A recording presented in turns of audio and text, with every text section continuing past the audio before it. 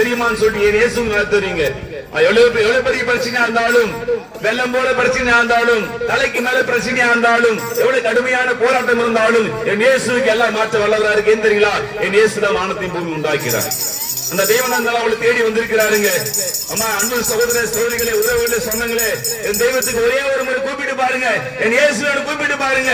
என் இயேசு செவி கொடுக்கிறவருங்க. ஆமாங்க, நானும் ஒரு நாளில என் தெய்வத்தை அறியாது இருந்த என்னை தெய்வனை தேடி வந்தார்.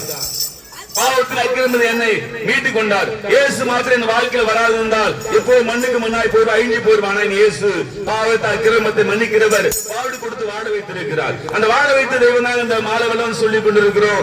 அம்மா, நீ எந்த கடைசி அவ்வளவுதான் முடியல, என் வாழ்க்கையை முடிஞ்சிச்சு, எனக்கு யாரு வாழ்வு தருவாங்க, என்ன வாழ முடியாது, ஏன்னா என் பாவம் அப்படி இருக்கு, என் அக்கிரமம் அப்படி இருக்கு, எனக்கு விடுதலையே இல்லைன்னு நினைக்கிறீங்களா? அவர் எவ்வளவு பெரிய பாவமா தான் இயேசு போய்க்கு கூப்பிடும் போது பாவத்தின் விடுதலை வல்லவரா இருக்கேன் தெரியுங்களா? அவர் தான் பாவமானார். மனு கொடுத்து மீட்க முடிய இயேசு சாபமானார், பாவமானாருங்க. பாருங்க, மனிதன் பாருங்க, அநேக குடும்பங்களை பாருங்க, தலைமுறை பாவம் தொடர்ந்து கொண்டே இருக்கு, அக்கிரமம் தொடர்ந்து கொண்டே இருக்கும், சாபம் தொடர்ந்து கொண்டே இருக்கும், அது முடிவே தொடர்ந்து கொண்டு. ஆனா சாபத்தை இயேசு ஏற்றுக்கொண்டாருங்க. நல்லா கவனிங்க, இயேசு மாத்திரம் சாபத்தை ஏற்றுக்கொண்டாருங்க. மனு கொடுத்து சாபத்தை ஏற்றுக்கொண்டார். இயேசுவை நாம் ஏற்றுக்கொண்டால், மனதார ஏற்றுக்கொண்டால் நம்பிட்டு சாபம் மாறிடும். தலைமுறை தொடங்குற சாபம் மாறிடுங்க.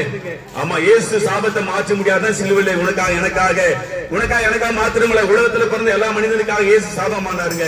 அந்த நல்ல தெய்வத்தை நீ வாயினால் அறிக்கிட்டா போது, இயேசு எனக்காக சாபமானார், எனக்காக ரத்தம் சிந்தினாய், என் பாவத்தை அக்கிரமத்தை சொல்லி ஏற்றுக்கொண்டால், எனக்காக அடிக்கப்பட்ட நொறுக்கு வாயில திறந்து சொல்லிட்டா போதுங்க. நீ பெரிய காரியத்தை எதுவும் செய்ய தோல, வாயை திறந்து இயேசு எனக்காக பலியானார், என் பாவத்தை அக்கிரமத்தை சொல்லி ஏற்றுக்கொண்டார் என்று சொல்லிட்டா போதுங்க. அது எவ்வளவு பெரிய சாபம், பாவம் மாறிடுங்க. இயேசு நல்லவருங்க. இயேசு நமக்கு இருத்துல வந்து விட்டா எல்லா பாரம் மாறிடும், கண்ணீர் மாறிடும், கவலை மாறிடுங்க. ஏன்னா இயேசு ஜீவனோடு இருக்கிறாருங்க. ஒரு முறை ட்ரை பண்ணி தான் பாருங்க. நீங்க என்னென்ன காரி ட்ரை பண்ணி பார்த்திருப்பீங்க. இயேசு உயிரோட தெய்வத்தை ட்ரை பண்ணி பாருங்க. இயேசு சொல்லி பாருங்க.